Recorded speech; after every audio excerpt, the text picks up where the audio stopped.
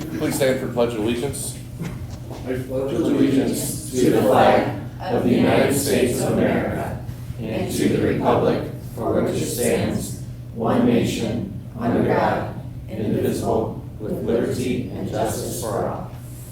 The Tri-Creek School Corporation of Students, Staff, and Community endeavors to be a recognized leader for high achievement and exceptional growth. Innovative and equitable approaches build upon strong community pride and to provide all students with well-rounded educational experiences to prepare for future successes. Dana says, Engaged to learn. Sorry, I was what? Kevin says equipped to achieve. Jay says empowered to succeed. Nate says great job.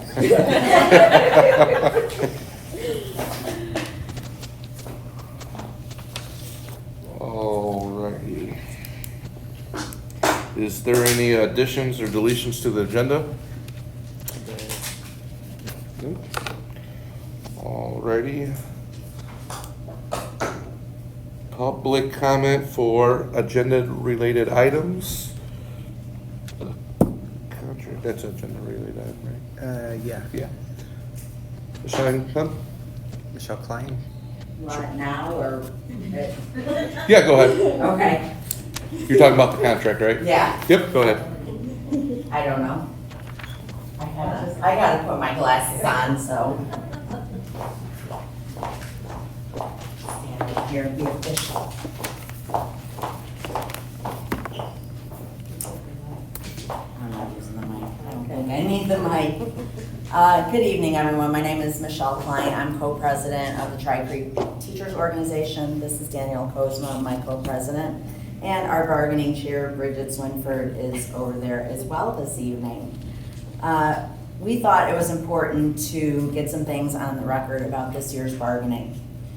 First of all, Tri-Creek Teachers Organization would like to thank the school board for its support. We have seen all the comments that you have made in support of teachers on social media. We have heard your public comments during board meetings and out in the public that show your support for the teachers of Tri-Creek schools. We noticed and we are extremely grateful. I speak for our membership when I say, I don't recall a school board that we felt we were truly in partnership with before. Thank you for everything you have done to make this contract possible. Next, we would like to thank Dana Bogathy. Mrs. Bogathy comes to every bargaining meeting prepared and with an honest representation of what is possible. She is respectful and has a problem-solving mindset. We know that you searched just a little bit extra this time because you know the urgency of the situation that we are in. Thank you, Dana, for all the work that you have done to make this contract possible. Finally, we would like to thank our superintendent, Andy Anderson. In every meeting that I have personally had with Mr. Anderson, he comes to the conversation with our guiding principles in mind. Safe, positive environment, shared responsibility, continuous improvement, and focus on solutions. These are not just words on a piece of paper for Mr. Anderson. He believes in them and he uses them in his daily practice with the entire Tri-Creek community. From the very beginning of this bargaining season, we knew Mr. Anderson was focused on a good contract for everyone, teachers, the school corporation, our students, and the community. He never wavered in his commitment to the teachers of Tri-Creek School Corporation. The partnership that we have formed with Mr. Anderson has been incredibly productive and is invaluable to teachers. Thank you, Superintendent Anderson, for all you have done to make this contract possible. The referendum failed. Everybody in this room is aware of that. As a result, there have been many questions and great uncertainty about the next few years. The Tri-Creek Teachers Organization appreciates the sense of urgency and the commitment of all parties involved to build a strong foundation now so that we may have a more stable future moving forward. Thank you, everyone. Thank you, everyone. Thank you. Thank you very much.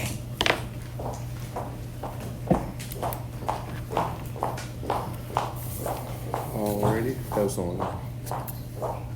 Alrighty. Superintendent's report?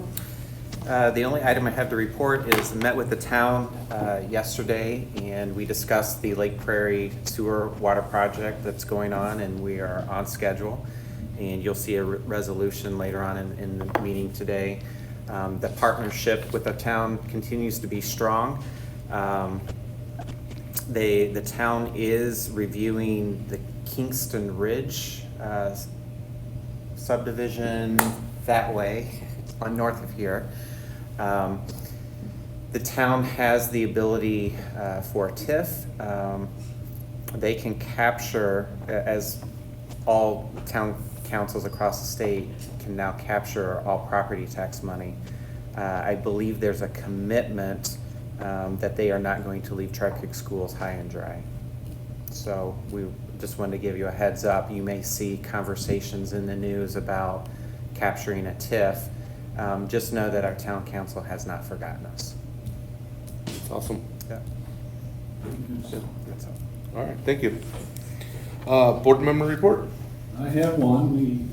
I'm a board member for the NICEC group, and I'm still overwhelmed with the number. There are 12 resignations since the last board meeting, since school started, and 2 of them are from our district. I won't mention names or anything, but we did get replacements for them, thank goodness, but not in every case. That's basically about it. They did approve their teacher's contract as well. We had several meetings to listen to the details and then formally approve them next board meeting. And they had to change the board meeting date because it's our teachers' night, so I didn't want to give that up. That's it for me. Thank you. Anybody else? Alrighty, moving on. Presentation on the Tri Creek School Corporation drug testing procedures. Yeah, so we have with us tonight John Becker, Principal Cruzen, Principal Patrick, Athletic Director McCormick.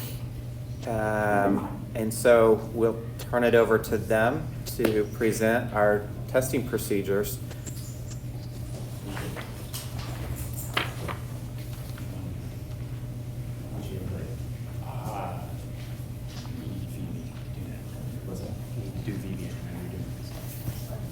Jay, if he wants to share, that would present. Board. You have to pass a drug test to get on. While they're preparing to get hooked up to the screen, I would like to acknowledge we gave them, less than a 2-day notice. So thank you for rearranging your schedule to be here today. Thank you. John, why don't you explain your role, while that's coming up? So, back when I took over the position of Transportation Logistics Director, because I had already had the responsibility of doing drug testing for bus drivers, the idea was, well, let's try to keep it all under the same management plan, and we will have me manage the student drug testing as well. It seemed to me, I had the contacts, I was able to coordinate it so that we could do student testing and driver testing all at the same time. So it worked out, it just worked out for us. Originally, the program started in 2011, I think it was, somewhere around there. Dr. Cleafish was instrumental in getting it started, getting it going, and it's kind of just carried on from there. Not a whole lot has changed since that point. But we have made some adjustments to kind of keep things, and we've had a couple of bumps in the road, but it's I think it's working out pretty well so far. So, is it on your? Okay, you need the next slide. Okay. So again, we began 2010, 2011. We started off using Midwest Toxicology as our testing service. And then after Midwest Toxicology tried to increase their costs a little bit too much, I went shopping around and we came to Indiana Testing Incorporated as our provider for drug testing. Since COVID, all the costs have gone up, regardless of which organization you're using. And so you'll see that right now, in terms of cost, there's really not a whole lot of difference between the two, but we're still with Indiana Testing for now. So how this works basically is that our students, based on their participation in extracurricular activities, and that's not just sports, we're talking about clubs and whatnot, both at the high school and at the middle school, are put on a list. Also, at the high school, we put any student that's got a parking permit on the list. And then, according to our policy, which, by the way, I put a copy in front of you there. According to our policy, a parent can actually volunteer their student to be on the list. Can't necessarily say, I want my kid tested, but they can say, put my kid on the list, and if they happen to be randomly chosen, then they could be tested as well. I don't think I've ever had that situation pop up since I've been doing this, but it is a possibility if parents want to do that. What we'll do is at that point, we have the list. Doesn't even matter what order it's in, because it's all going to be done randomly anyway. We put a number next to each kid's name on that list. There's usually, by the end of the school year, probably about 650 at the high school, 700 maybe. And then at the middle school, we're probably talking about 350, maybe somewhere in there. And then I send that number, just the plain number, 650 or 315 or whatever it is, to the testing service, and I tell them I want 15 random numbers from 1 to 650 or 1 to 350. They send me 15 random numbers, and then in the case of the high school, they will send me 15 alternates. And then in the middle school, we only choose 5 selections with 5 alternates. There are no names shared with the testing company at all. All they know is, actually, they wanted me to send a list of names. I said I can't do that. So what I do is I actually send an Excel file that has last name, student 1, first name, it's last name, number 1, first name, student. So that's basically, and I do that, I just cut and paste it all the way down the list, and that's all they get. So yeah, there's no identifying information as far as the students are concerned when it comes to reporting it to the testing service. There are some circumstances where, based on past failed drug tests or some consequences at the school level involving drugs or vaping or whatever, that a student might be added to our testing list by the administration of the building. So usually that's follow-up testing, not really random because they know that they're being put on that list, they know they're going to be tested, but it's one of those things where it's part of the agreement from a previous test or a previous discipline concern. Let's see, I'm going through my setup. And then once I get those 15 random numbers for the high school and 5 random numbers for the middle school, I will compile that based on the list that I have, and I take a snapshot of that list as soon as I report the numbers in so that it doesn't change from Monday to Friday. I've got a snapshot, I match those numbers up, and I send the names to the school so that they know who we're going to be testing that particular day. A list of the substances that we're testing for, you will see there's 10 of them. One of the questions was, do we test for alcohol? I think at one time we did, but I believe when we switched to Indiana testing, the alcohol test was unbelievably more expensive. So I think we left that part off and we stuck with what was on the screen there. By far, our 3 biggest substances that come back as positives are nicotine, marijuana, and amphetamines. Amphetamines simply because your ADHD medication is amphetamines, so classified as amphetamines. But I would say the vast majority are nicotine and marijuana. Next. Taking a second. So what happens is, on the day of the test, we have the 15 names at the high school, we have the 5 names at the middle school. I go over to the building, we pull the kids from class, we have them sit in the testing location. The collector from Indiana Testing comes in, there's an actual person that does it. At the high school, we house ourselves in the cafeteria/teacher's lounge. At the middle school, we're actually over by the central office, using one of the bathrooms by the central office. So it's all kind of separate away from the rest of the population. The kids aren't being paraded in front of people or anything like that. They are given the information about why they're called. They're informed very clearly that they're not in trouble. Sometimes they are concerned. I always try to make a joke, tell them this is the only test you don't have to study for today. And then we'll offer them water. If they don't think they can produce a urine sample right away, we'll offer them some water. And then they basically just wait until everybody's ready to go. When they do take that test, they are administered a rapid test. So the cup that they use for their sample actually has some sort of tape or whatever, I don't even know what it is exactly, some sort of strip in there that will actually indicate a positive result for the substances that we're testing for. If that strip indicates that the sample has a positive result, what we will do is we will take that sample and then send it to the lab for confirmation. And that lab result is the one that we will actually go. You'll find that the rapid tests actually are a little more sensitive than the lab test because they want to make sure that they are giving us a good a good idea if there's actually drugs in that person's system. So so you'll see actually that sometimes we'll get a positive result on a rapid test, but we send it to the lab and it comes back as a negative. And that happens every so often. So yeah, so the student, they do the rapid test. If the rapid test doesn't show any indication that it's a positive test, the student is just sent on their way back to class. And then we move on to the next person. We had found that because the rapid test doesn't require the same level of paperwork that the lab tests do, the process goes much faster. We're able to get the kids in and out of there a lot quicker than we were.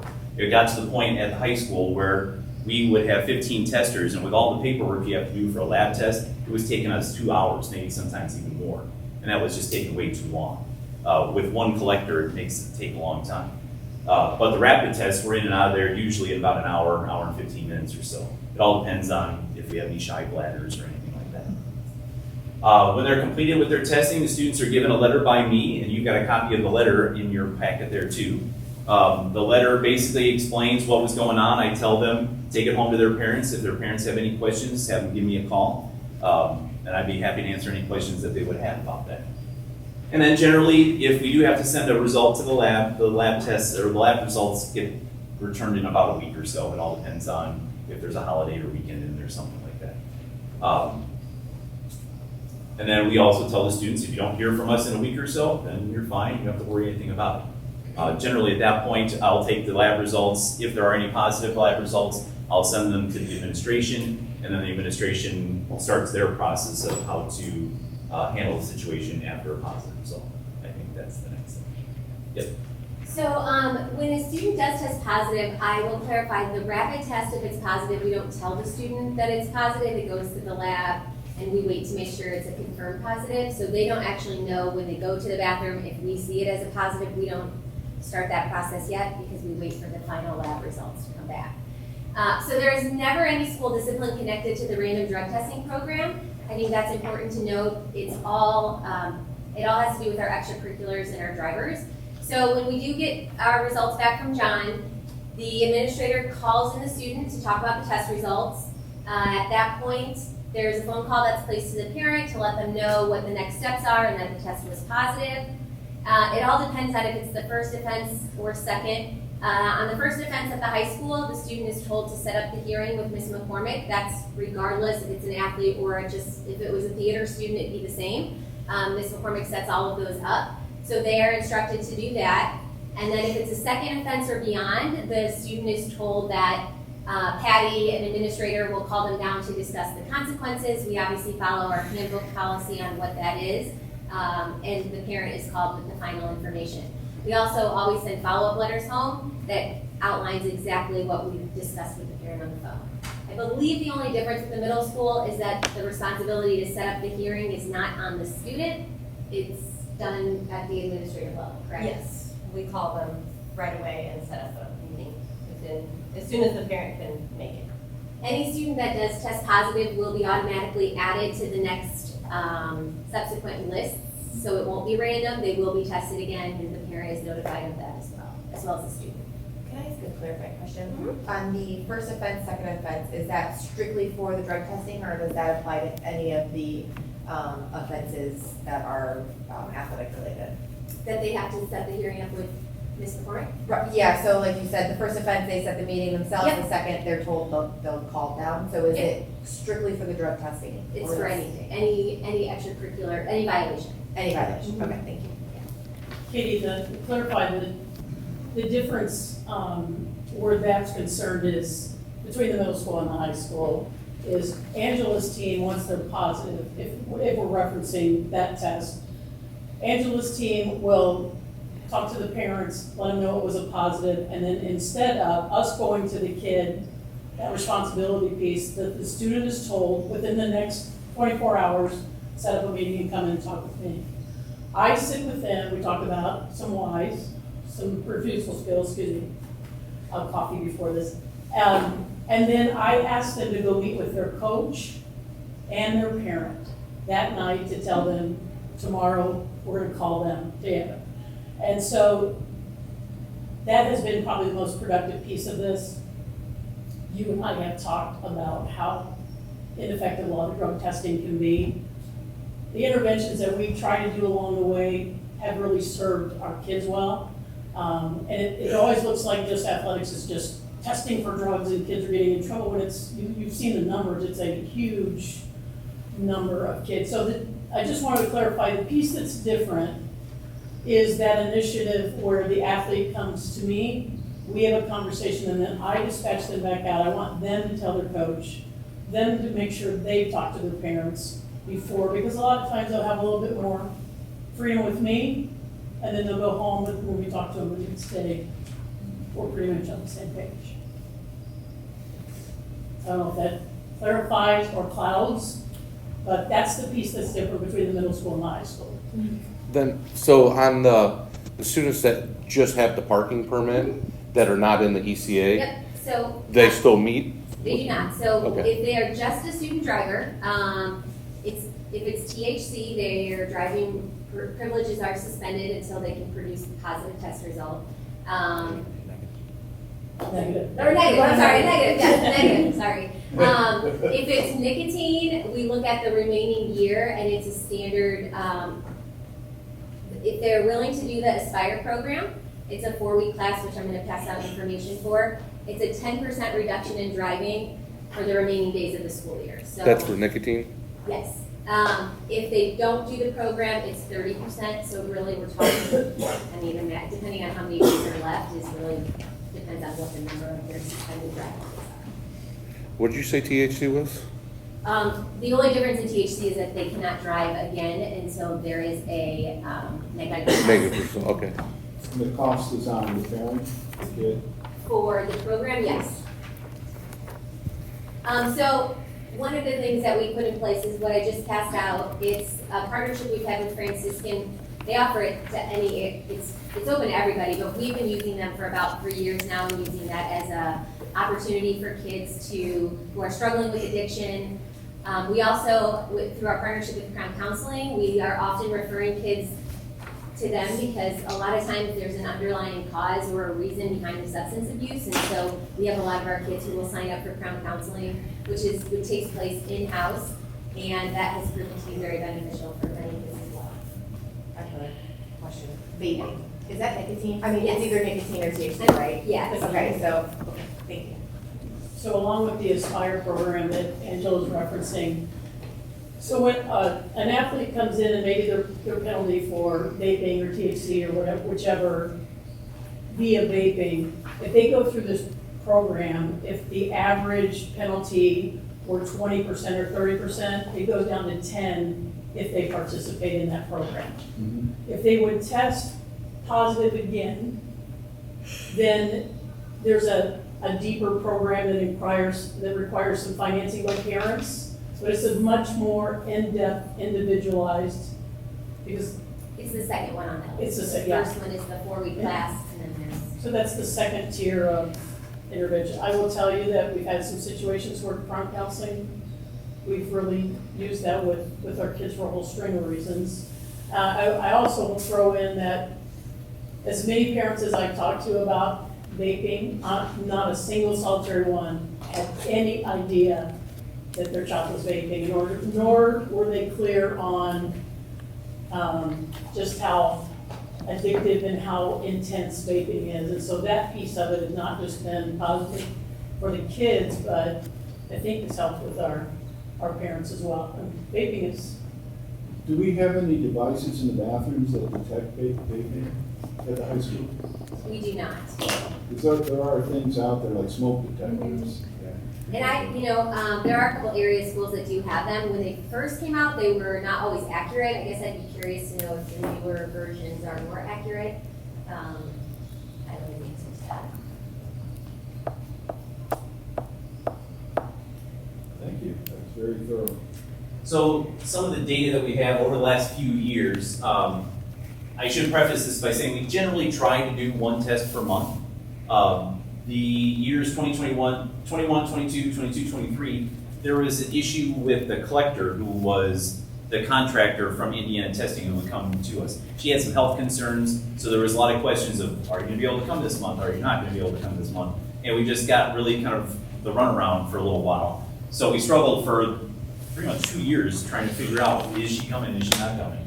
But now we have a husband and wife group that comes in and does our testing. They're very consistent, they're very accommodating. We've already had one test this year, you can see at the bottom there. And we've got another one scheduled here coming up too. So we generally try to do one per month, but it always doesn't play out that way. Plus you gotta deal with testing and all the other things that go on in a normal school day. And sometimes you just can't get it all in because there's too much other stuff going on. We don't wanna pull a kid out of an AP test or anything like that because they need to do a drug test. You'll see there, the first year, 2020, 2021, we did not do a rapid test. This was just it's a fairly recent practice for us. So that's why all of the tests went to the lab at that point. The other thing I should point out is that as we get into 22, 23, and 23, 24, that's when we started doing more of the follow-up testing on students that had tested positive, especially at the middle school. Middle school, we've had a couple that have been tested quite a few times for follow-up testing, and generally they are the ones who are coming back with those positive lab tests. When we pick the 5 random kids at the middle school, hardly ever do we get a positive test from those kids.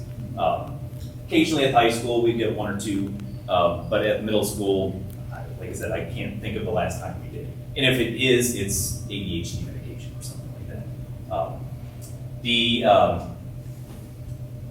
You'll see that the number, like I said, the numbers appear to be going up, but really I think when it comes to the random kids, the kids that we're just choosing blindly, I don't think you're seeing a whole lot of difference. It's more of that follow-up testing that we're seeing. So you said at the middle school, most of the positives are from repeat offenders? Yes, yes. The kids that we test on a regular basis, they're basically on the list every month. So they're not really random at that point. They're the ones that know they're coming in to test. And they still are testing positive? Yes. Yeah, a lot of times. We've had, I would say last year we had a few more that came back negative, but this year, the 2 that are retesting right now have come back positive several times. Is it similar to high school? We've had 1 person on the list for a few months now. What has happened at the high school is that they'll just stop with their participation in whatever it is they're doing. And at that point, there's really no need to test them anymore. Right. And then, Which is clubs also, so. Right. Some of our retests are not just athletics, Right. they're also, Yep. or they might just be done with Yep. ball play, whatever that is. And then as far as rates are concerned, our current rates for a rapid test are $34 a piece. And then if we have to send it to the lab for verification, it's an additional $30. Luckily, we don't have to do many of those. Obviously, not all 15 of them are going there. Usually a couple for the high school and maybe 1 or 2 for the middle school if we need to. And then there's an on-site fee of $15 per site. So when they come in, they'll charge us a travel fee. That's pretty much the fee that Midwest Toxicology was trying to bump up on us when we were using them. Midwest Toxicology actually brought a trailer here, and they were really trying to gouge us for the fuel and stuff to drag the trailer around. So our test in September, just this past month, turned out to be $962 for the group. That's both for the high school, or that's for the high school and middle school combined. And then you can see that we've got the rates that we've had for the past 3 years on there. Like I said, since COVID, I'd say we probably have 3 or 4 price increases. I get a notification basically saying, hey, tough luck, but we're gonna up your rate 3% or whatever it is. That's a big jump. Yeah. 3 or 4 days. Yeah, they really, and our numbers were lower for 2021, 22 because we couldn't get the tester here as often. But then we started seeing it a little bit more in 22, 23 because she was here and the price increase. So. Nate, do you remember, did this start through a school safety grant? Yes. That was, like you said, 10 or 11. 20 Yeah, it was a while ago. And Yeah. Pretty much the same thing. So it's not a month. He said they strive, but. And I probably should preface the dates by putting in the number of students that we tested. So one date for 1 month could be 15 kids at the high school. For the next month, it could be 19 kids based on if there are any repeaters that we have to do follow-up testing for and stuff like that. So that might have had something to do with the dramatic increase for 22, 23. Well, hopefully, the intention is to get them to be deterred from using these drugs. And I don't know how many it is helping. my spiel to them at the beginning of every test session is I said, listen, you're not in trouble. You're not gonna get suspended, you're not gonna get expelled. There might be some consequences for your individual club or team, but there won't be any consequences at the school. I said, we're here to get help. If you need help, we wanna get you that help. I always tell them that prescription medication is not going to be counted against them. So if they are taking ADHD medication or something by prescription, all they need to do is bring in the doctor's prescription and they're fine. I tell them that if they're using something over the counter from Walgreens, like Tylenol or something like that, that's not gonna show up on the test anyway, unless they're taking way too much of it, and that is a problem, and that is something that we want to get you help for. So, and then I always give them the opportunity to ask questions. Middle schoolers always have more questions than the high schoolers do, but for the most part, they're pretty much used to it by now. And then you always get the kids who will complain that they got tested last month or the month before that, and that's the nature of it being random. There's really no way to avoid that. They give me the numbers, and I just go with what matches up on the list. I'm glad you're still doing that. That's good. Yeah, I think when I think about this, been going on a long time, but there is a great opportunity in there to talk to kids about refusal skills and being in situations where they might feel pressure to do something they shouldn't do, and we do get a good opportunity to talk to them about that. Those things you can never, right, objectively ever weigh out to know for sure, but it's for sure an opportunity that we wouldn't have to talk about that. This is the last slide. Yes. How are parents when you tell them that their kids are tested positive? Are they receptive to the fact that you're offering to help them? Or are they defensive, saying, not my kid? Well, these guys have more. I haven't had anybody say, not my kid. A lot of times they don't even know their child was doing it to begin with, so they're kind of shocked. Supportive? Most of them, yeah. I mean, I can't think of one that hasn't been. I mean, I can think of one off the top of my head that was in denial, but when the child admitted, like, no, I did that, you know. But that's why we try to provide those resources so that they can get help too. It's not just, oh, you're positive, good luck, don't do it again. We continue that follow-up. Before we ever have a hearing with the kid, we require a parent or parents come. They don't have to speak, we have them there for support, but I always have a conversation with those parents at that meeting. There's only one. But parents tend to beat themselves up when something like this happens. And I think a lot of it is just getting them to realize, like, if I start rattling off the mistakes I've made in my life, we'd be there a really long time.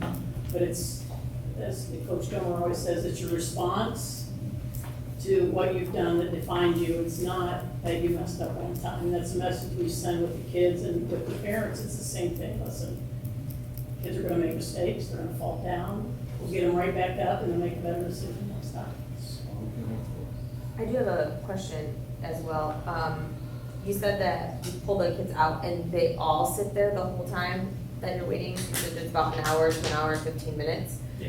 What classes are you pulling them from? Are they missing educational content during that time? At the high school, it happens usually at the beginning of the school day, just because we want to make sure that we get all of it done before, so that we can still get to the middle school as well. At middle school, it happens right around lunches, so sometimes it'll fall where they might miss their lunch, but we'll get them to a different lunch or something. They're not missing their lunch or anything. It all depends. Actually, it worked out pretty well up until this last year when family time actually coincided with lunches, and then we just kind of pulled them out of family time. That's at the end of the day now, I think. It's wrapper at lunch. Oh, is it? Okay. Yeah. So I have a whole host of things to say about this, but it appears that this is created because of our board policy. So a lot of the things I have to say would be directed to our board and not specifically to you guys, of things to consider and to think about going forward. But I do have a question for you guys. What are our current programs within the schools for prevention that is not this? Yeah, I can And kind of go education. first. Last year, while I was here, we just noticed that vaping is so pervasive at the middle school. We have so many kids that tell us their friends are vaping, and you can smell it in the bathrooms. That odor, it's not the THC vaping for the most part that we are assuming is going on. It's the little vapes. And what I can tell you is I had a huge rollout last year, just information, letting parents know how serious it was, and talking to students. We had, actually, as Officer Patrick came in and met with each, he wanted to do it each, it was like 4 classes or 3 classes at a time. He spent a couple days here and talked with them in small groups, had presentations about how dangerous. We went to see this guy named Tall Cop in Hobart. They had a presentation and he talked about the dangers of vaping, and what they're seeing is an increase in students that are having seizure activity because the companies keep making the vapes more and more addictive. They're 1,000 times more addictive than cigarettes used to be. Like, you think about that. These kids do not have a chance. So we have to stop them from starting. Like, it's scary. So we specifically are focusing on vapes because that appears to be the direction that our testing. I mean, for us, that's what we see the most at the middle school. Like, I've not seen anything else other than the THC, which is in the vape, Right. and vaping. So that's our biggest issue. That's my biggest concern for our kids. But they literally can be in the bathroom stall vaping, and you asked about the sensors. Kids are getting around it because they learn that you can, in your shirt, they can flush the toilet and it goes down. So they're beating the sensors in a lot of school districts is what I've seen, that there are a lot of waste of money. They also have a lot of going off without actually, having someone in the bathroom at the time or whatever. So positives, false positives. And you have to have staffing to be able to go, when you hear a sensor go off, you have to be able to go right then, and get the kids, because otherwise if it goes off and they go away, they're gonna do something with the vape. They're not gonna have it on them anymore. And you can't prove that a student was doing it just because it went off. So it's really hard to catch them in the act. So what about at the high school? At the high school, the freshman level, we have the same, through Francis King, we have a guest speaker that comes in, speaks to all the freshmen within their online health class, which is a whole nother thing we could talk about. It's one of the only in-person lessons that they receive, but it's all in regards to vaping, refusal skills. We also do a lot within our advisory on refusal skills with kids, not necessarily with our mentor program, but giving them the ability to have strategies in their back pocket to be able to say that. But in terms of speakers, in terms like things like that, the lessons are all pretty much geared at the freshman level. What we are seeing though is what Terry said. I mean, they're coming up to us and they're already addicted.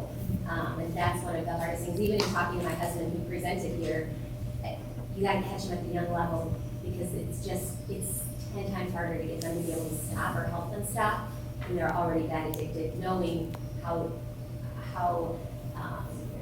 serious and how addictive everything is,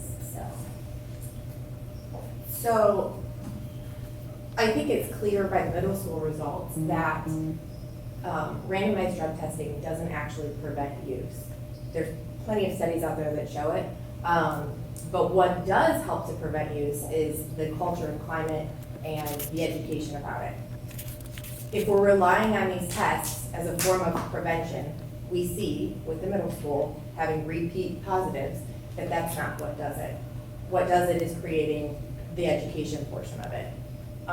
So it seems to me like we're doing it a little bit at the middle school level because we're seeing this uprise in the vaping, and then hitting them as freshmen, but that's kind of it, and we're focusing mostly on vaping stuff. So I think that that's something to consider. I think that we need to consider what is our purpose and intention with this.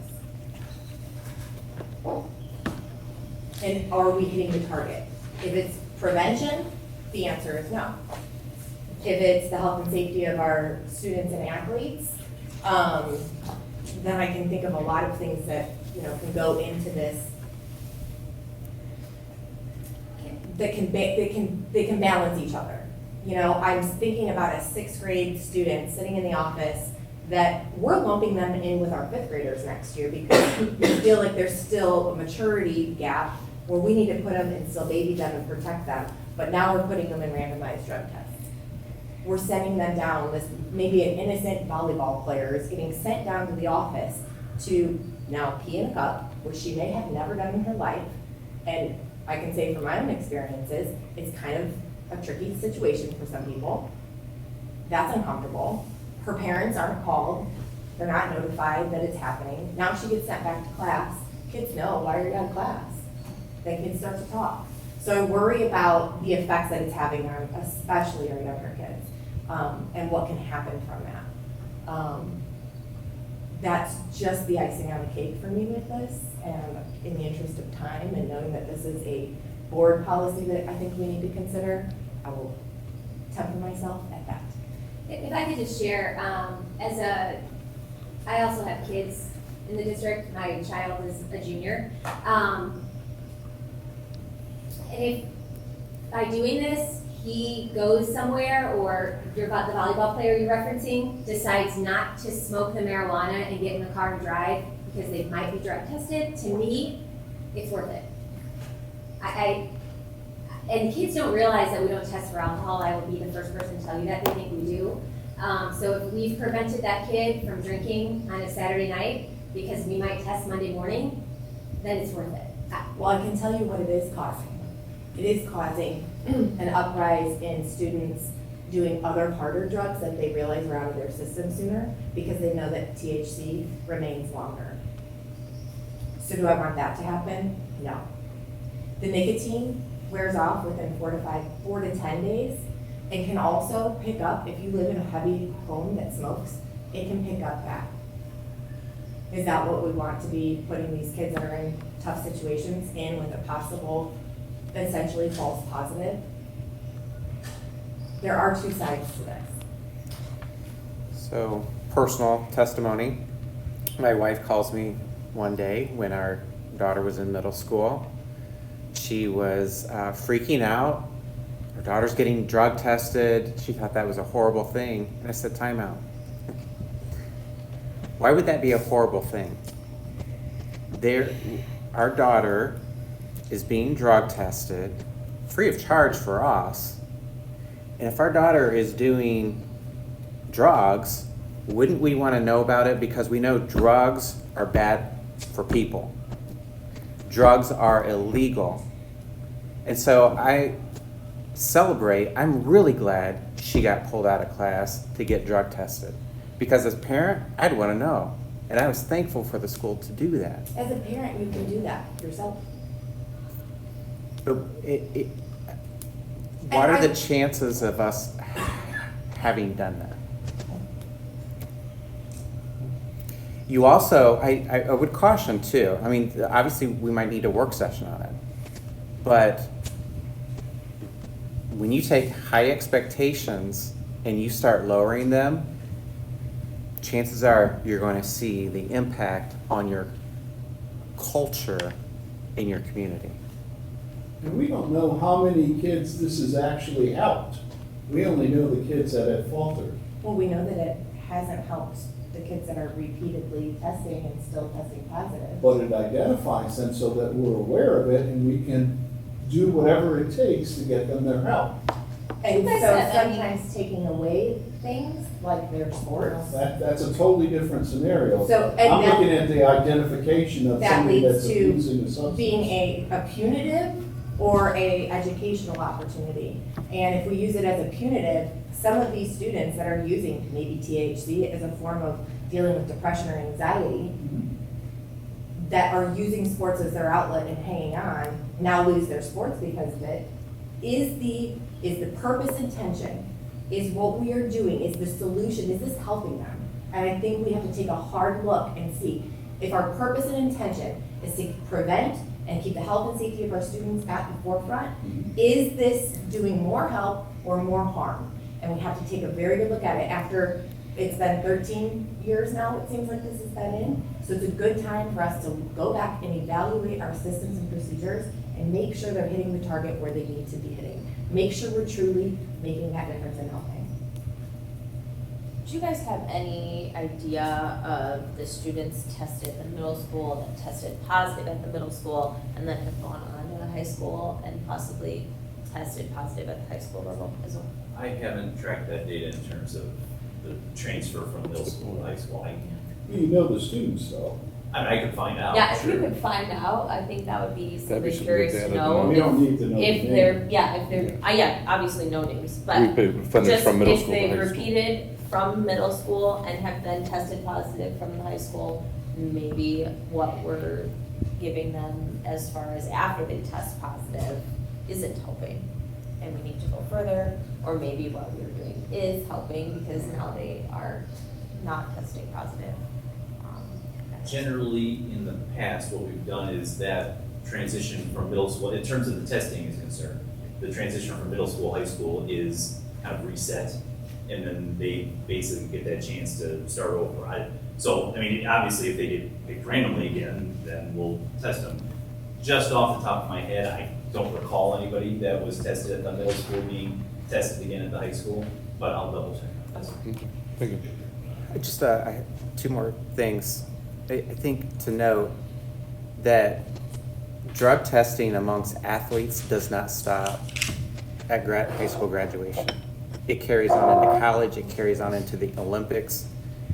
And I think it's just to note. Two, as Deborah and I work on policy, are you suggesting that we discontinue our random drug testing procedures? I am suggesting that we take a hard look at this and have a deep conversation about how we do it and what we're looking at. And also, this goes along with our updated handbook stuff, looking at the offenses, the first offense, second offense. I feel like this is its own separate bracket from all the other things that could happen, especially with the way that we provide services for this and the sensitivity of this. Right. I don't think that it belongs to be like, well, you threw your bat on a baseball mound, so you got unsportsmanlike, so that's your first offense. Now you just tested positive, so that's your second offense, and you're gonna get this level of drug punishment because you had unsportsmanlike. I know when the program was conceived originally, and I was part of it, it was always to act as a deterrent, to identify students, and most importantly, get them help afterwards. Those are the three things. It sounds like that legacy has continued all the way through. We could look at it a variety of different ways, and if we're saying that we're gonna punish you at the end, then I agree, it went off track. But the intention was to identify, to deter, and to seek help for whatever the issue was. And, you know, it sounds pretty much like it's moving in the same direction. And the fact that there's counseling up there and support for them. Yeah, I agree with that. That's my concern part is kind of where that goes If as far they as with. are at an the end of it. athlete and a driver, do they have a first offense meeting athletic wise and then also the 10% or 30% driving? The way that it works, if it's THC, then they are not permitted to continue driving. Okay. Otherwise, everything happens in the same hearing. Could you mention if But we are let we them doing drive random after knowing or that they're doing breathalyzers drugs? when they come into school? Just in For general. drivers, yeah. No. Do we breathalyze students when they come in the building? Yeah. We do not. Well, why not? I mean, You have to have a reasonable suspicion. If you're Right. just coming to school, you have to have reasonable suspicion to do any kind I of guess my test. thought there is, you know, THC can be in your system for a significant amount of time. So they're losing their driving privileges outright for THC, but we don't actually, the really concern is if they are impaired driving. And we can't really tell that by a urine test, But if whether it- they were impaired that day driving to school or impaired at their. So they're just in their saying, they only driving lose it until they get a negative test result. Okay, But back Yeah, in- right, correct? okay. I got a question. On the student drivers. One follow-up Yep. real quick. There are oral swabs that we can get that will test whether you're currently under the influence. We haven't used those, but that product is available. To me, I feel like that would indicate a larger problem if our students are, I know that when I was in school, that was happening, so that worries me and concerns me. If you're coming to school impaired and we're going to practice impaired, that concerns me, and we should have a conversation and get some help there. I feel like that's very impactful. Similar to this vaping being a very big concern, how do we combat that? Clearly, it's not by doing random drug testing because they're continuing to do it. So we've got to find a new approach that will maybe be most impactful. If a student comes to school impaired, and the teacher says they're staggering, you can Right. smell, you can Yeah, we see do. erratic behavior, obviously something's gonna be done. The SRO would be Yes. involved, I'm assuming. If we believe it's alcohol, they are breathalyzed. So there is a on-the-spot resolve to Yeah, they go to this. the nurse and the nurse assesses them if we're ever concerned about, not just alcohol, but any kind of impairment while they're, We've always kind of that would be considered reasonable the, suspicion. yeah, the reasonable suspicion part would kind of remove from this particular Yeah. aspect of it, because that's all, and that could result in discipline consequences. Right. So it's a kind of a whole separate. So if there's somebody that's Impaired. got erratic behavior or whatever, and suspected of being high or drunk or whatever, those people are pulled in and obviously tested. Absolutely. That's- And there would be school discipline because. Right, you're right. Gotcha. Impaired as- So Absolutely. are the parents notified that their student, and really, I'm really thinking more along middle school lines, but it can apply across the board, that their student are they let know that your student was drug tested today? We send them a letter. Yep. They get a letter to take home to their parents. So the student has to give me this? Yes. Okay, and then when a positive comes back, are the parents required to come in for a meeting? If it's the first offense, yes. The first Only on the offense. first offense? The first offense. The second offense, we talk to the parents and we let them know. We have follow-up meetings with them. I'm trying to think, I think we've only had 2, maybe 3. So is that the same for you in the high school? Yeah.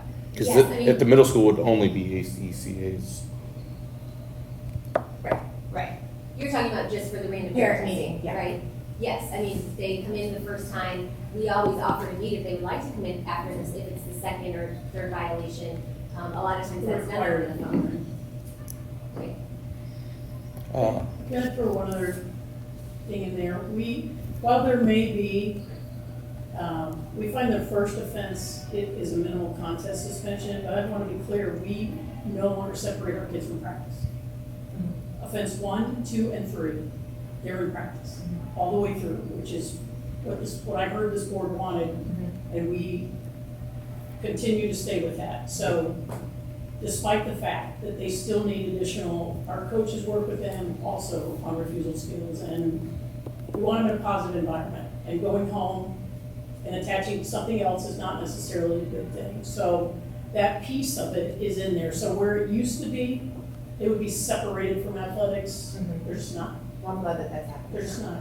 I'm glad that's happening now. I will say, I know that community members that I've spoken to recently, and I've reached out to try to find people as far opposite of me in experiences. Some are previous educators, some are current at other schools, just a wide variety. And quite a few of the parents didn't know that we were able to test for nicotine. And that quickly changed a mindset that one of them said, well, I like the drug testing because it lets me know what kids I don't want my child hanging out with. And I thought, wow. And they said, like if they test positive for smoking, then they're obviously, smoking marijuana, and I don't want my kid around that. Well, they didn't realize that it could be also nicotine. And that quickly changed the whole tone of the rest of the conversation, which I found interesting.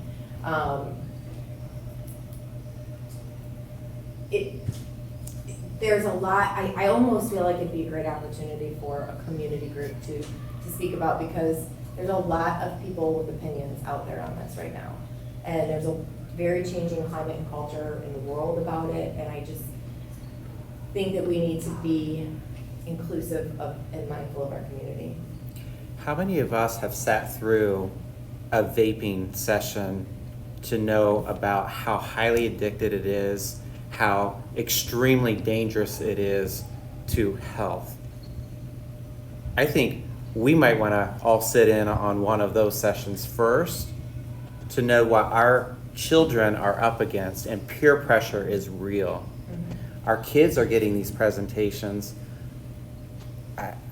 I think maybe we need to sit on it too before we talk about taking away an expectation of random drug testing. Going all the way down to our elementary schools, because now I'm trying to think about my 3 kids that came through the system. I've got 4th grade, my youngest is in 4th grade now. I can't remember, like, when we were in school, there was like the DARE programs and all these programs that I remember being real heavy. And I don't remember that with my own 3 coming up through the elementary level.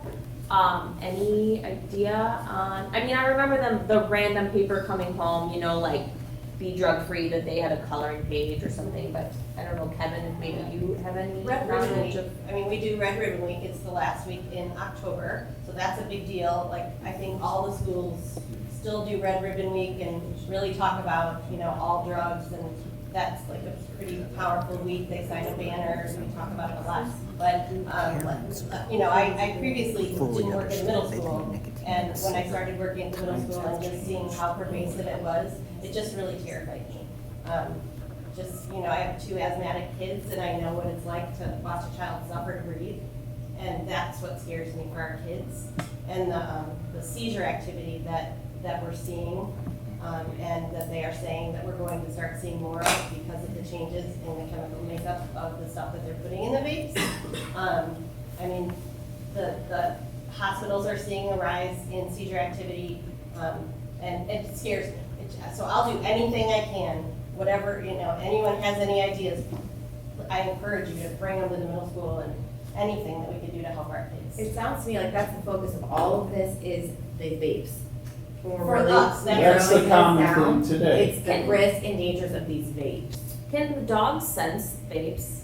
Yes, the metal detector can. Do we do any? We do, we've done, we'll do unannounced dog searches.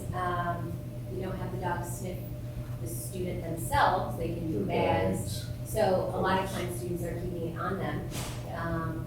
But yes, that is something that we've done and have been in talks with Stacy and Corey to make sure we have those dates set for this. Can they How do about the at the cars? middle school? We Yes, asked they do Stacy cars last stuff. week, we've See, I never feel had like them. that in You my never mind, had them bringing here? it That doesn't in. help middle school kids. They've never had them Middle here. schoolers are bringing them and smoking them here. No, I'm talking about driving.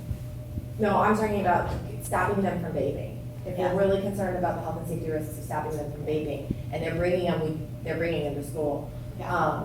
I feel like that is something, if you're brazen enough to bring it to school, then we're at another level. Yeah. If you tried it over the weekend at a party for the first time, and then unluckily got caught on the rapid test, you know, are we finding are we getting to the root of the issue with that student?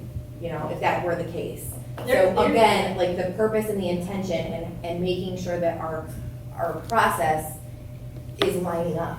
So if dogs can sniff, that was always what busted everybody when we were in high school, was the dogs coming Why in. can they not legally sniff a kid? Yeah, they don't want to do the kids. Stage strike or bite them, that's not good. And the Indiana School Safety Specialist Academy, I haven't been there for 3 years, but they were really big on promoting the dangers of vaping and some of the proactive things. The SROs all attend that. So that was very positive, and it's always contemporary, giving you all the latest statistics and medical. The other Yeah. thing to know too, every time you bring in a drug dog, you're disrupting student learning. We do it once a year, maybe twice, if we do it at all. You got 3 or 4 dates up there, but I thought I heard the goal was to do it once a month. I guess what I'm still trying to figure out to respect the request is we're okay with dogs, but what is the problem with the random drug sampling? What is the reason that we're potentially not receptive to that? Because I want to make sure that our purpose and intention aligns with our process and the solution and the end result. if our purpose and intention is prevention and health and safety of our whole student body,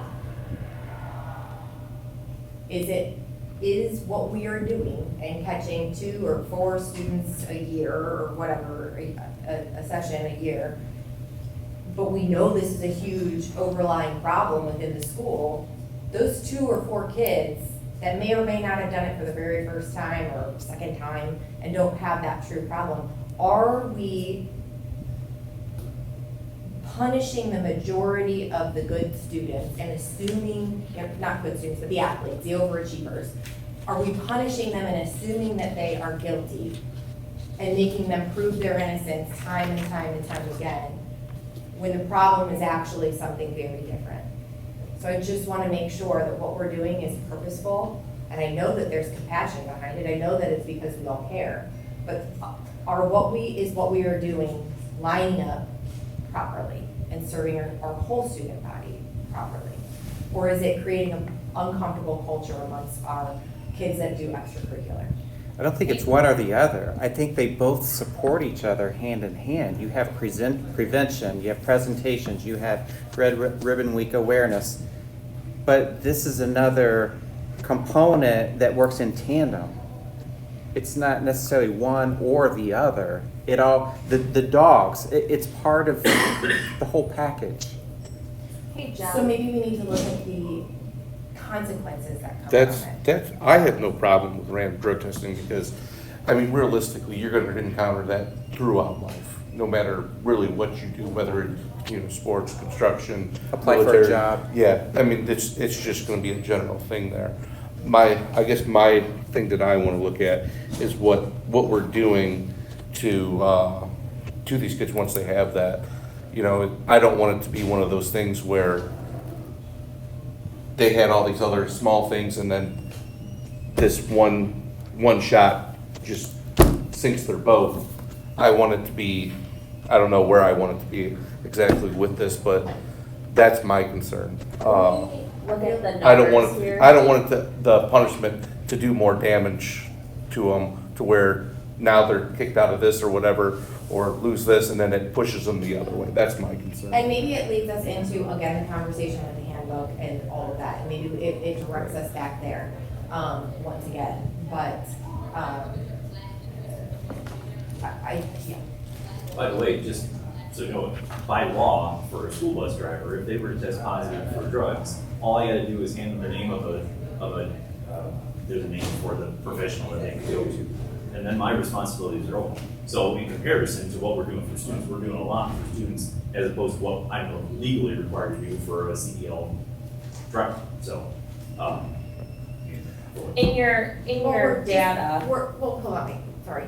We're suggesting that if they go to this in-depth intervention that the parents pay for, that they'll get a reduced punitive sentence.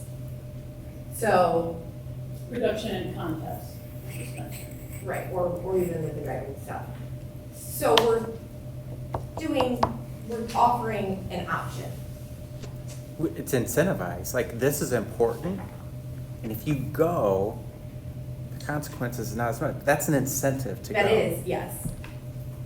That is great. It's great that we're doing this. It's great that's the incentive. I just, like you said, the intention wasn't for it to be a punitive thing. It should be a support thing.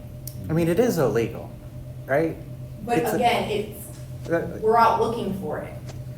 The random drug testing is designed to be a deterrent, not we're trying to get you. If we were trying to get you, we would drug test every single individual. If we were, I would like to maybe do a survey of our students that are in this group and see what a deterrent it is, because there's studies out there that show that schools with drug testing and schools without drug testing have the same percentage of students answering on the question, yes, I will try drugs at some point in my high school or school career, and it proves that it actually isn't serving as a deterrent because the percentage doesn't change. And so maybe there are other deterrents that work better. If you It- could it forward the also literature that provides- you're referring to, that would help, right? Enlighten us to the And that's what same I info wanted to that do, you're is take that reading. deep dive into this now that we're 13 years in and see. And again, I think it all comes to the punitive side of it. This program also provides an opportunity for the kids to use that as a legitimate excuse. I don't want to take it. Here, come on, try. Oh, no, we might be tested tomorrow. I'm not going to do that. I know my kids told me the same thing. Quick question You know? on the high school drivers. So like the THC and the nicotine one, you covered that. What about the other drugs on there? I'll be honest, we've never had anybody who's Oh. had anything other than, I was just curious, because that wasn't covered. yeah, I mean, we haven't come across that, other than an amphetamine, which they typically, they provide a prescription. Right.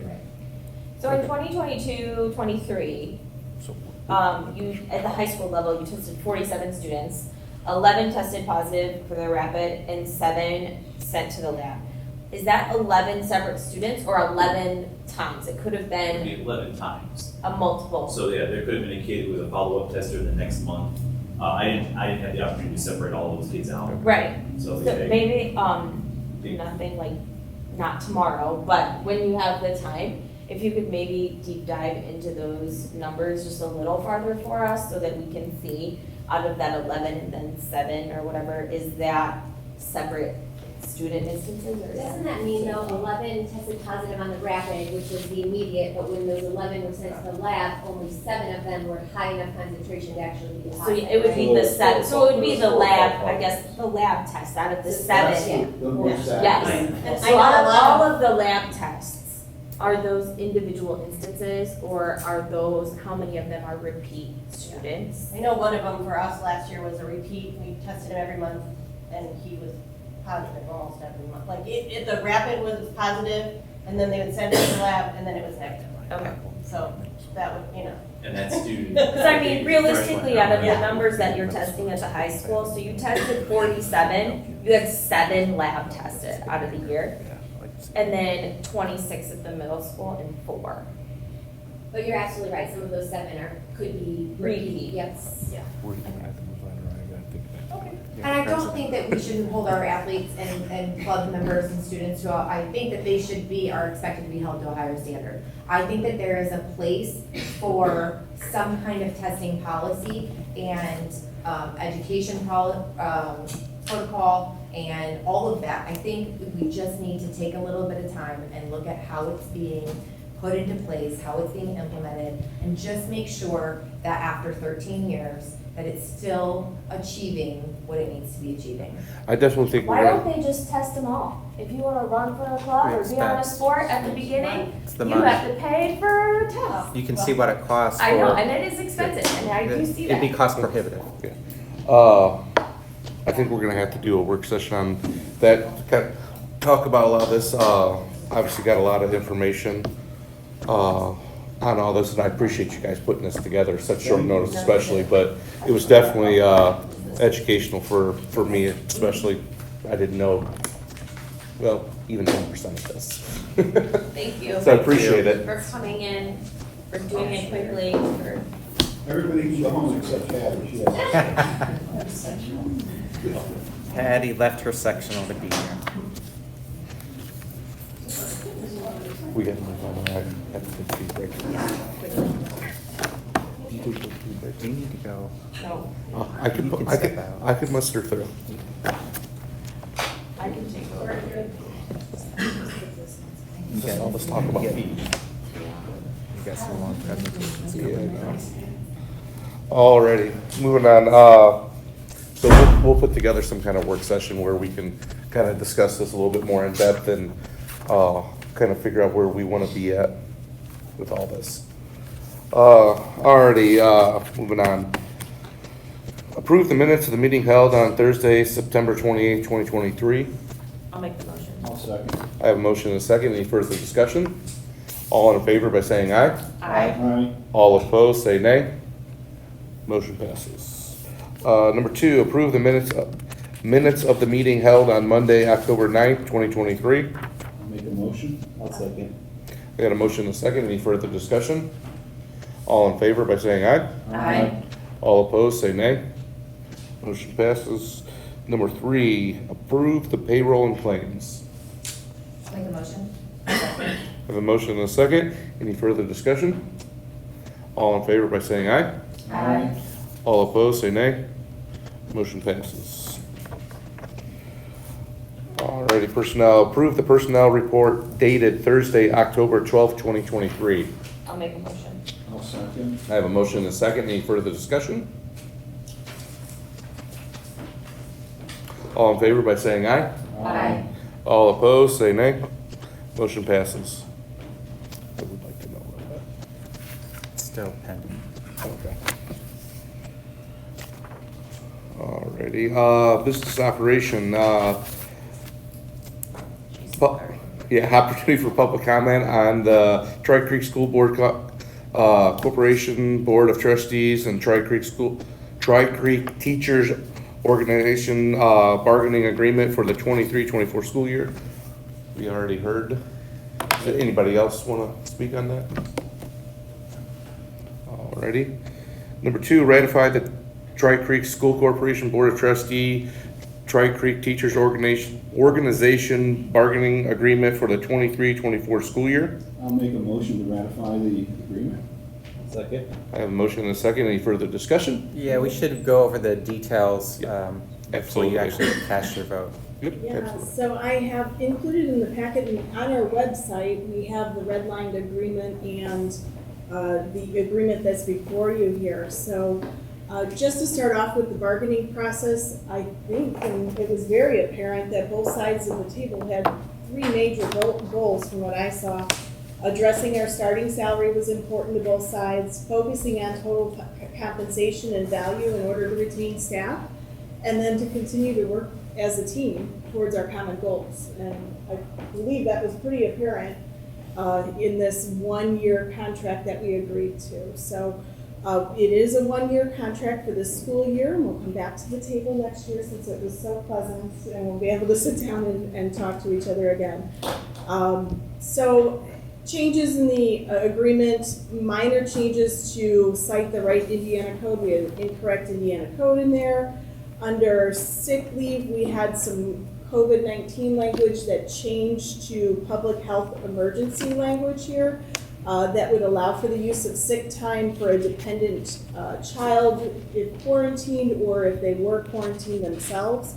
So it's just changing it to a public health emergency and defined as a local entity, the school corporation, the board could define their public health emergency or anything like that, or a public health under public health guidelines. Family illness leave had a little bit of a change here. We have personal illness and family illness. So the language in here that changed actually links the two together. So once you exhaust your family illness, then you can draw upon your personal illness. This helps in the situation of when you have a child that's sick at home and you might have used your 3 or 4 days that you have a family illness, and then in the past it was you were on unpaid time. If you didn't have any personal business time, this actually lets you draw upon your sick time. So it kind of buckets those two, but keeps them separate at the same time. So that's a nice change that will help a lot of our parents that are also working here. We added language to include the benefit that we've always had. It was just omitted in the last contract that the teacher's retirement fund, the 3% contribution is paid by the school district. And it also gives the district the ability to stop paying the 3% if a teacher retires and continues to work, which is a guideline that Indiana Code allows now for anyone that's 65 years and older and has 20 years of employment. This is in order to address the teacher shortage. So it actually gives the district the ability to stop that 3% contribution, which we didn't have that before, which would have been pretty much a waste of money, sending money that wasn't going dedicated to a benefit like that. So that changes that. The VIVA contribution was read before at a 2.5% contribution on the district, and it's now reduced down to 1%. There's some minor adjustments in the cost of the health insurance for dual employees. That's just a a clean, housekeeping thing, some section 125 information, payroll, some minor housekeeping, but nuts and bolts here for the salary range for the 23-24 school year, starting out currently right now, 44,000 to 78,320. It'll be after the increase, it'll be 48,000 starting in Tri Creek School Corporation to 85,400. And the eligibility, we just cleaned up some of that language there.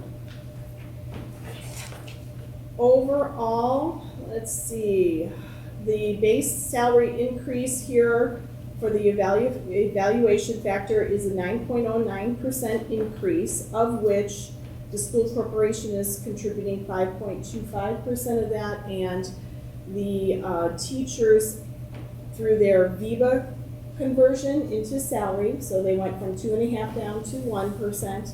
Their health insurance, they took on the health insurance increase that we had as a district, and through some attrition that we had where we reduced staff, that was an overall 3.85%. So 5.25 on the district here. And let me see, Andy, am I missing anything else here? No, nothing. You would know it's reflected in here, but oftentimes when in collective bargaining, you will look at the whole package of the salary, the benefits, but also the extracurriculars. One item to note is the extracurricular was not touched. It really afforded an opportunity for those funds available to really achieve the objectives that Dana started out with. I thought that was actually pretty brilliant from the teachers' side as well. The contract still has a grid in there, which values increased education credits, which is known as the lane change. So if a teacher levels up in their education and continues their education, they have the ability to change lanes, and that's a value of $1,440. So that was increased as well with that percentage in there. So that's something that's very much kind of unique in this day and age. It used to be a standard for the profession, so it is unique in contracts like this. So it's definitely valuing the profession here. On the same hand, I want to thank Michelle and Danielle and Bridget for their time. We spent a lot of time in pre-negotiations through the summer and leading up to the days that we had at the table. It definitely helped us when we got to the table to be on the same page, to be able to work efficiently and to have some true conversations and a great contract to end with. So I want to thank you for that. Yeah, thanks for your kind words. Yep. Yeah, I'd like to thank everybody that was all you guys that were involved in that. Definitely, seeing the relationship come together with both parties seems to be really, really good. Glad to see it. Alrighty. Motion and a second. All in favor by saying aye? Aye. All opposed, say nay. Motion passes. Congratulations. Thank you. Alrighty. Public hearing. Alrighty. Open up the public hearing for the 20. Wait, did I get that right? Alright. Open up the public hearing for the 24-28 bus replacement plan and the 24-26 capital projects plan. Okay, so we have our 2024 public hearing here on the budget, and I'm not offended if you guys need to go. I know buses run early and class starts early too, so believe me, I'm not offended. Please, you don't have to stay. Here for the budget. Yep, there. It's just delayed. Okay, so this is our calendar as far as when we're going to approve. So we're going to have an adoption of the budget on October 26th, 2 weeks from today. And then I will submit everything following that, and the DLGF will hopefully approve everything, and we'll get an order by January 1st, and we can start using this budget in 2024. So board approval will be required for what's known as Form 4. That is our budget and what we're recommending that we need for our expenditures for 2024 and our maximum levy, which will then result in a property tax and property tax bills. We will ask for approval of bus replacement plan, which is only for 5 years in the plan, but it's a 12-year cycle of buses. Capital assets, and those are only capital assets over $10,000 that we anticipate purchasing in the next 3 years. And we list those, and then we also approve a resolution about the transfer of the basic grant revenue that we anticipate to move from education to operations to support that. So to just give you an idea of uses of funds and sources here, we have our education fund and our operations fund. We're also going to talk a little bit about our debt service funds too, which is part of this budget process. But the two main funds here are the education fund and the operation fund. Education fund is everything that's closest to the classroom. You're talking teachers, principals, special programs, guidance counselors, nurses, classroom supplies, anything instructional in nature. The revenue for that fund is state tuition support. It's based on your student enrollment and some local revenue. Your operations fund is your nuts and bolts of your building here, your utilities, your maintenance, your custodial. It also includes the superintendent's office, the business office, human resources, things that are a little more removed from the classroom but still support that classroom effort. That is funded with your local property taxes here and a transfer of funds from educational fund into the operations fund. You have some miscellaneous revenue in there as well in the form of facility use that actually supports this if we charge a fee for facility use. So for the education fund here, revenues, these are the budget assumptions that I used for the 2024 here. So our ADM, which is the average daily membership enrollment, so that's how many kids we have here in seats. I used the number of 3,246, which is actually 20 students down from last year, February. It's 36 students down from last year, September. We had our count date on October 2nd. It's not been finalized yet, but this is a pretty solid number here for what we've got. We did take in 25 open enrollment students. Had we not had that 25 open enrollment students, we'd be down even further. So it's a good thing that we kept that open because every student here correlates to some revenue to support all our programs. Overall, our revenues for basic tuition and our tuition support was a 3.08% increase over last year's funding. And I used a 2% for 23-24 school year in writing this budget. Because again, this budget is for a calendar year, so it overlaps two school years here. So it is looking at those 2 school years. The 3.08, that is an effect of our loss of enrollment and the decrease of students here and a decrease in CTE funding revenue that we had for year over year. It takes into account the 5% increase of special ed funding too.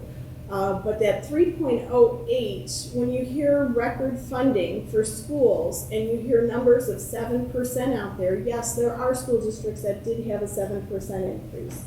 Unfortunately, Tri Creek, the way the funding formula works, it did not result in that. We're more like about a 4% overall if you take the enrollment dip out of there and you actually look at year to year of the same enrollment if we didn't have a loss in students or anything like that.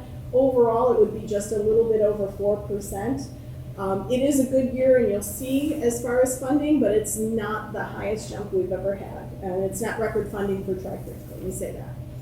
Expenditures, they include a 1% health insurance increase figured into there for support staff and administration. I'm not quite sure if we'll use that for the health insurance, or we'll probably turn that into salary to make some increases work for support and admin.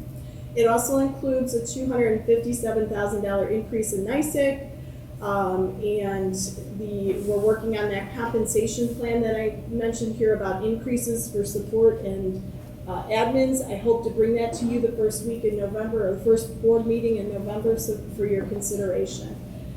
It also includes a transfer from education to operations in the amount of $1,535,000, or 6%.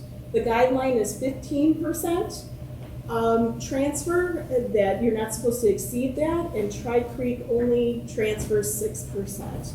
And that's because we have a nice assessed value and a good tax draw here by comparison to other districts. So revenue sources for the education fund come in two buckets: enrollment-based revenue and miscellaneous revenue. The enrollment-based revenue, of course, is our tuition support. It has special grants underneath there. Like I said, our career and technical education funding. We get a per student amount for every student that's taking a career and technical education course or a vocational course here. We have special education funding, honors grant funding, and new this year, they're including a non-English speaking funding grant that used to be outside of the funding formula, but they're including it in tuition support, and they got rid of the grant.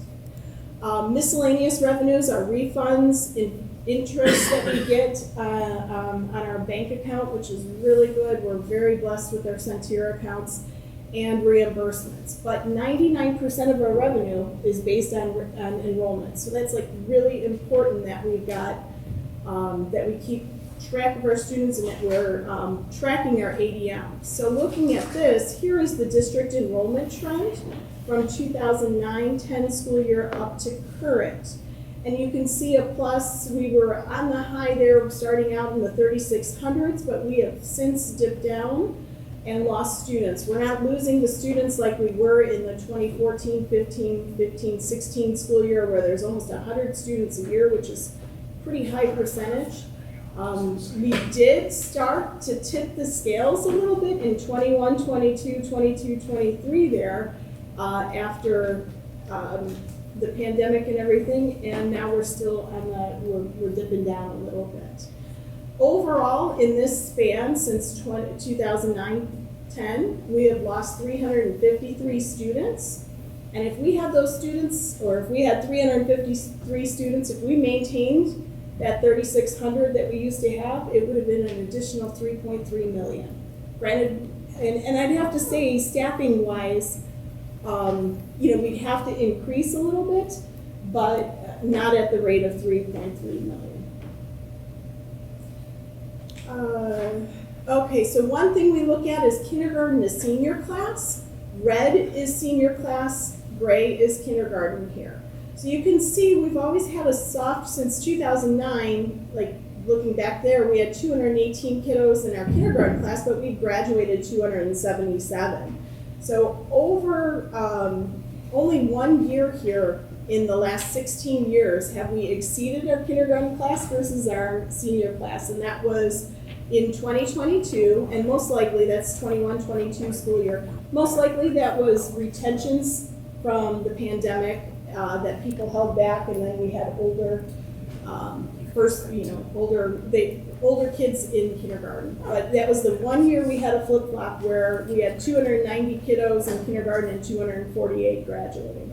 Something interesting, if you look at your kindergarten and compare that kindergarten class to when they become 12th graders, it grows. Yeah. So that's a good sign. Yes. That shows that we are bringing people into the community throughout. Or shows growth, yes. We know there's a lot of building going on out there. The kiddos are out there. They're going to be here soon. I anticipate this flipping. Well, I think cultural trends, economic trends, contribute to how many children you're having. And households we know are having less children these days, but it definitely does show that the kids that are starting with us are staying with us, right, and people are coming here, so that's a good trend to see.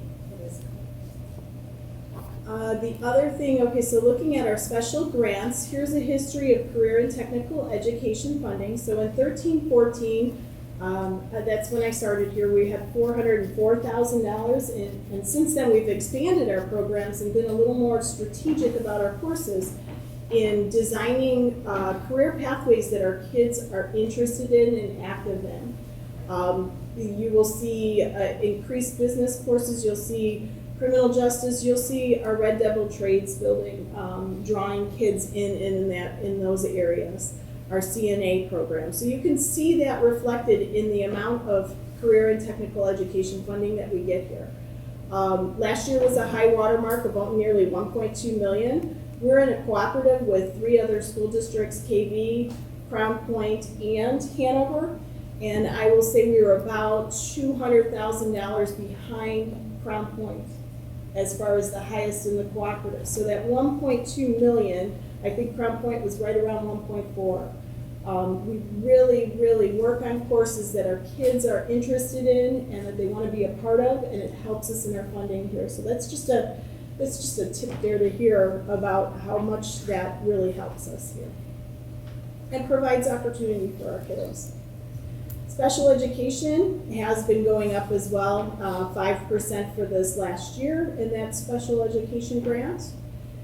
Our honors grant funding, there's some new components in there this year, so I do anticipate this going up a little bit, but it's always counted on the year before, so we won't see that effect for another year.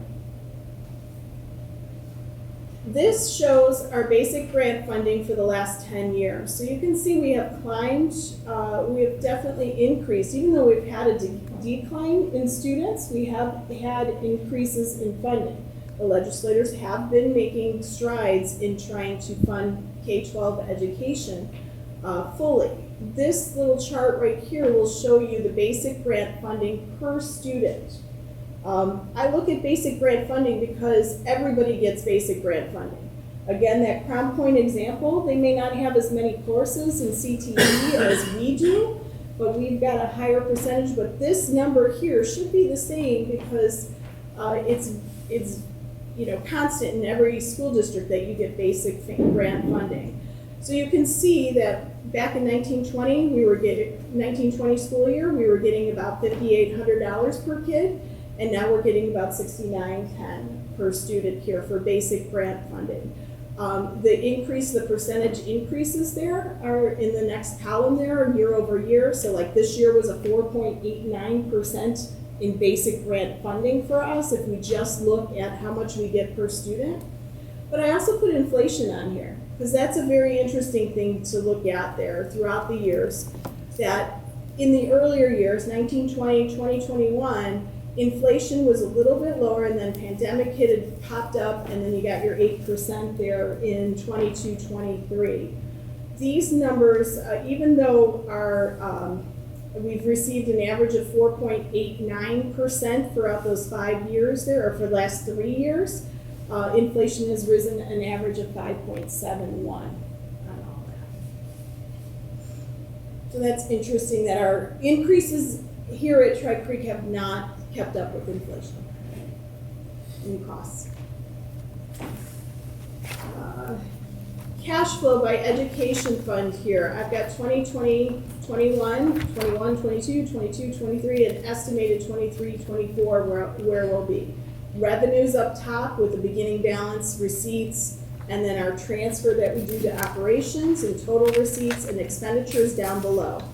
2020, 2021, we had some unexpected expenditures that hit with the pandemic. We did have a deficit of 1.8 million.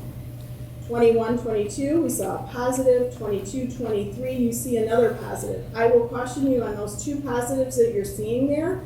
Those are a result of using ESSER funds to supplant, where we moved employees or hired employees and put them in there and did not use education fund to actually bring those resources that we needed in there, so we were saving some money.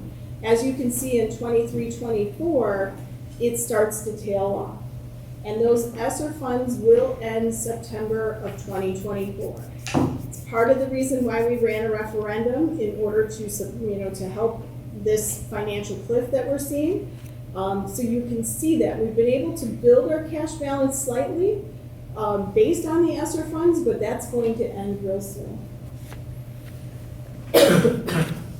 Education fund, the budget before you is $24,500,000. This is the breakdown of what that looks like in the budget that will be submitted. It's 65.8% in regular programs. We have special programs, summer school, admin's about 9.8% of overall education and the rest there.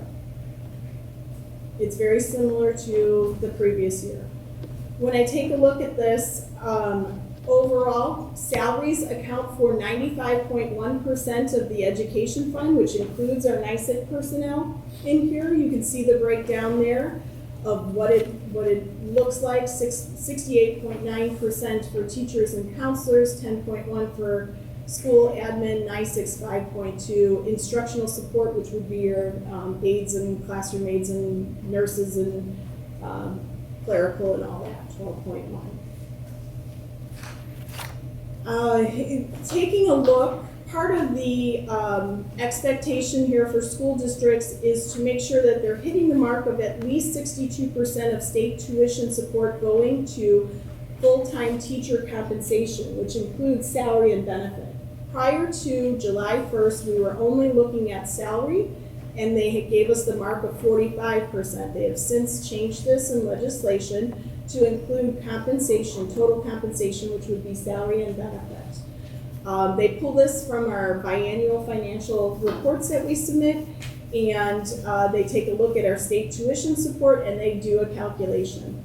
This calculation includes our cooperatives, which would be their NICEC people, our special ed cooperatives. So the estimate up there of $1,666,000 is salary and benefits that I got from NICEC for our personnel here.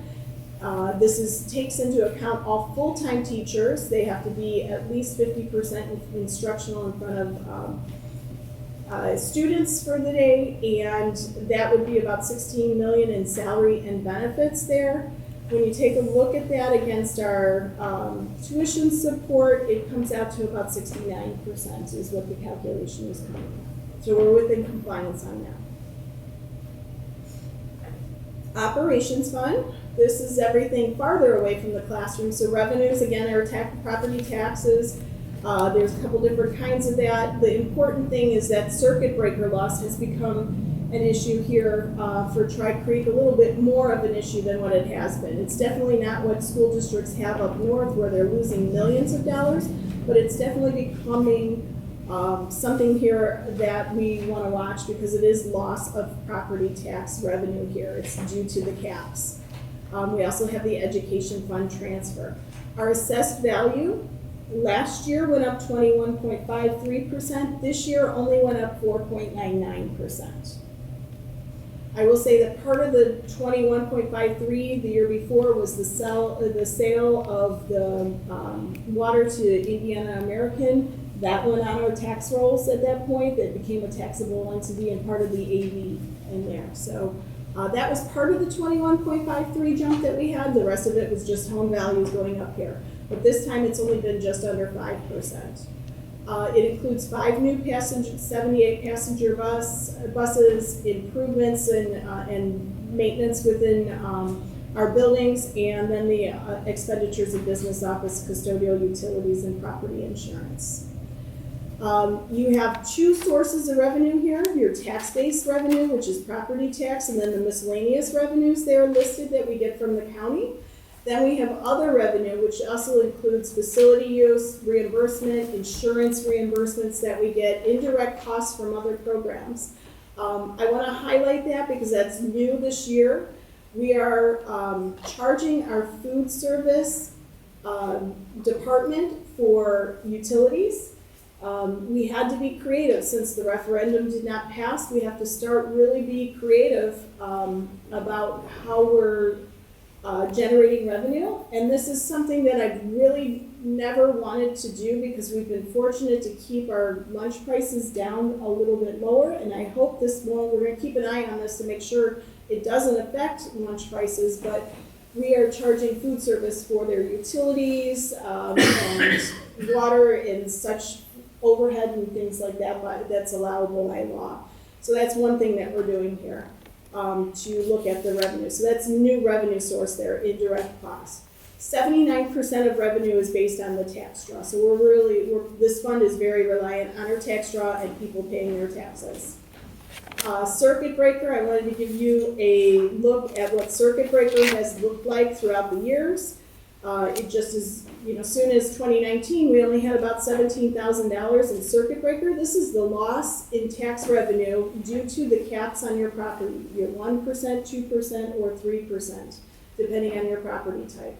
So you can see we have definitely jumped up in the amount of circuit breaker loss. So this is, if we were supposed to get $6 million in levy coming in or property tax money, it's actually reduced by $652,000, or it's going to be estimated of $678,000 in 2024.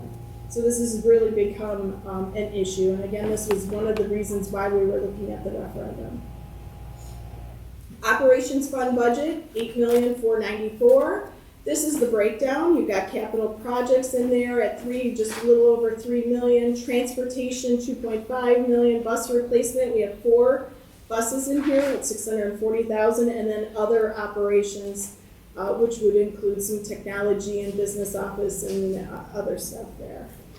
The breakdown here takes it even further to show you what that breakdown could be. The district could consider moving their bus purchases and their capital improvements to a general obligation bond without increasing the tax rate. So we have the capacity to issue a short-term loan, like of $1 million, to get a short-term loan here of about $1 million and move our bus purchases over to that general obligation bond. That would be paid back at 1 or 2 years. It would be at a lower interest rate. It would carve it out of this operations fund budget and put it separate in a separate bucket completely. And so it would reduce that operations fund budget by $1 million if we pulled out some capital projects and our bus replacement and put them in these general obligation bonds. It would give us the capacity to lessen that transfer from education to operations, and it would also help us offset that circuit breaker loss. So this is something we're going to want to watch and keep an eye on and see if it's necessary. It is ways of means that school districts are using to survive, especially after you've lost a referendum or have a loss in tax revenue. So the general obligation bonds, I guess, again, would be a 1 to 2 years. It would be low interest, and it requires a public hearing. So the public has, they can have input on this as well through the process.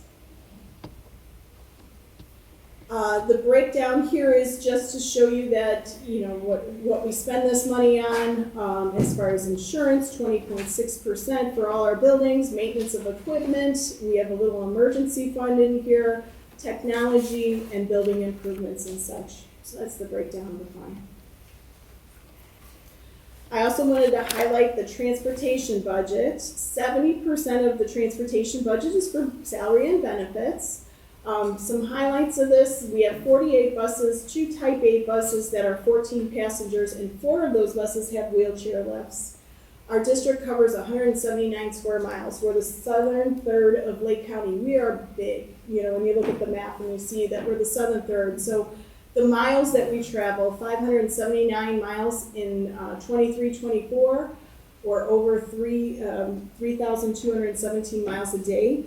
When we spend that much on fuel, 70,000 gallons of fuel, which costs us around $262,000, it's just a little bit over 8 miles per gallon our buses are getting on the road.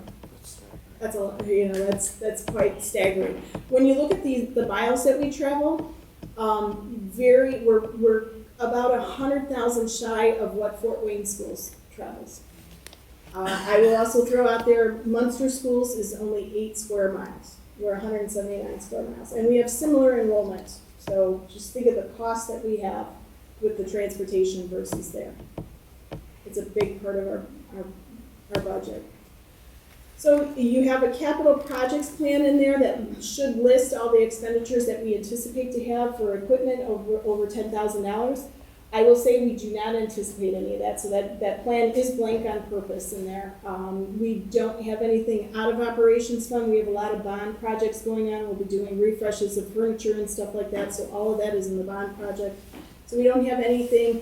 Occasionally there would be technology hardware or something like that that we couldn't fit into a common school loan or custodial maintenance equipment. We do not have any anticipated this time.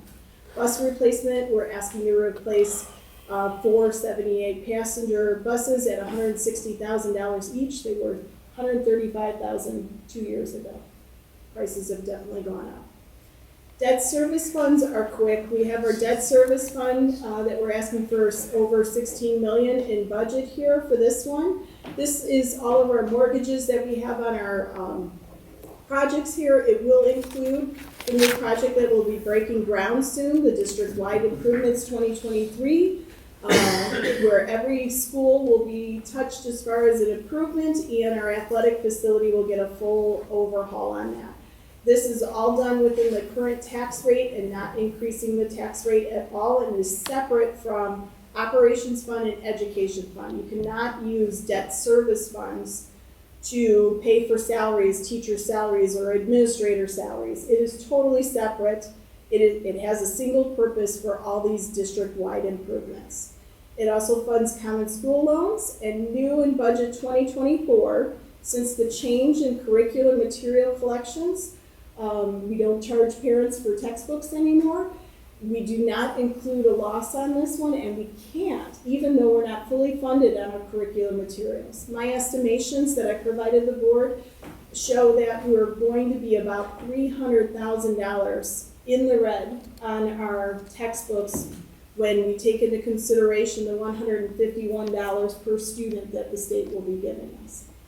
And in past time, we would be able to build that into debt service, but the law changed and we can't. So it's either education fund or we wait for further funding to come through.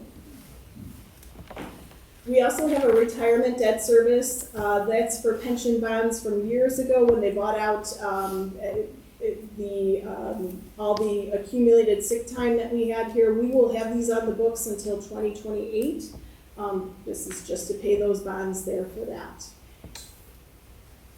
So what you have, what we put out there for this meeting is our Form 3. It's on Gateway, which anyone can go there. It's our information center where all, our transparency center for all schools.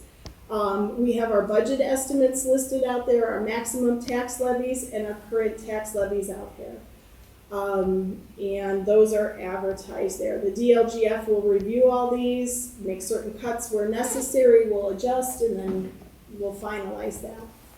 I do want to note here that I have 2 sections on here. I have 2023 advertised and 2023 actual.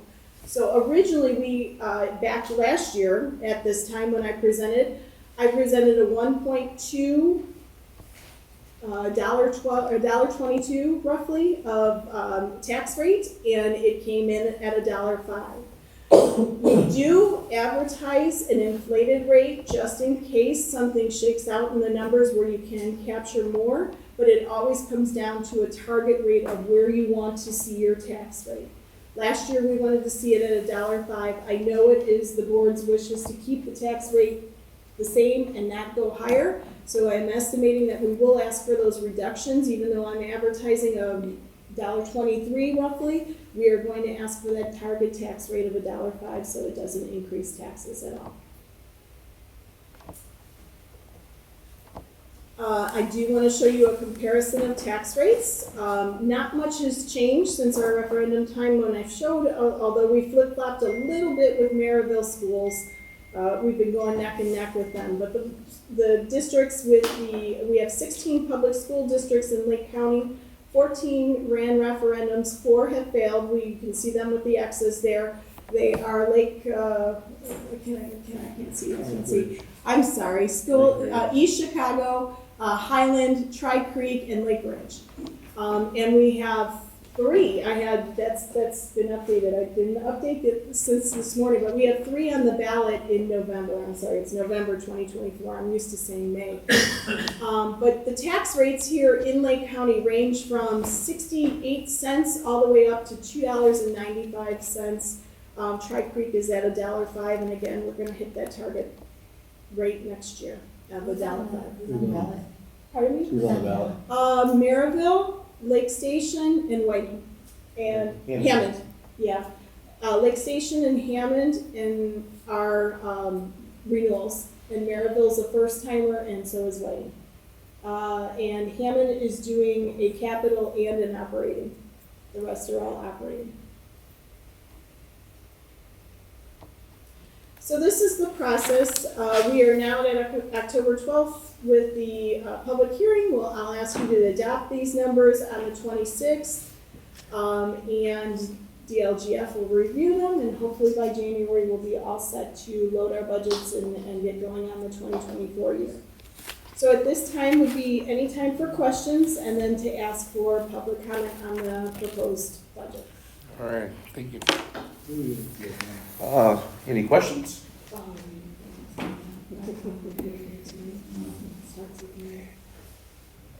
Any public comment? This, what is that Gateway website? I've never heard of it, where you can find this information. It is, the easiest way to do it, Indiana Gateway, just Google Indiana Gateway and it comes up. How do I go about switching, because I can show you. Google it. Yeah, I mean, It's the first. do what she said. It Yeah. truly is really easy. Yeah, it pops up when you Google it.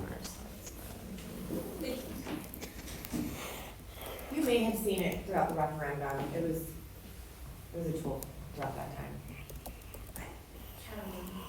Thank you. You were right, Deborah.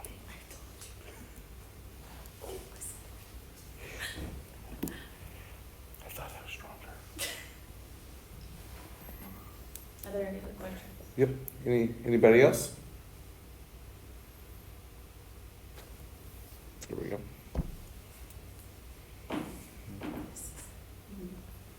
You can hit report search here, and it'll bring up all the reports and you can run with it. So you can close the hearing. You can close the hearing and then go. Alrighty. Go ahead and close the hearing on the 24 budget, the 24-28 bus replacement, and the 24-26 capital project plan. It's now closed. Alrighty, number 4, approve the resolution 2023-08 to grant the town of Lowell a sanitary sewer easement at the Lake Prairie Elementary School. I'll make a motion to approve the resolution 23-08. I'll second. I have a motion and a second. Any further discussion? Excited to see this continue to move forward. All in favor by saying aye. Aye. All opposed, say nay. Motion passes.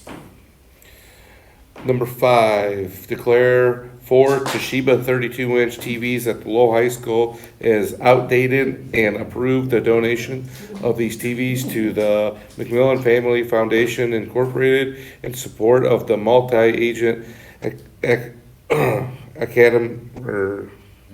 academic cooperative, MAC Foundation. That would have been way easier to say. In Valparaiso, Indiana. I'll make the motion. I'll second. I have a motion and a second. Any further discussion? Do these TVs have boxes on the back of them? So, they got the cards. That's all I could Cards think in the VHS. Yeah. Do they really? Yeah. That's so awesome. They're massive. I'd like a picture before we give them away. From our childhood. Will they be at the haunted house? Yes. I can only imagine what they're going to be used for. All right. A Yes, motion they and a will. second. All in favor by saying aye. Aye. All opposed say nay. Motion passes.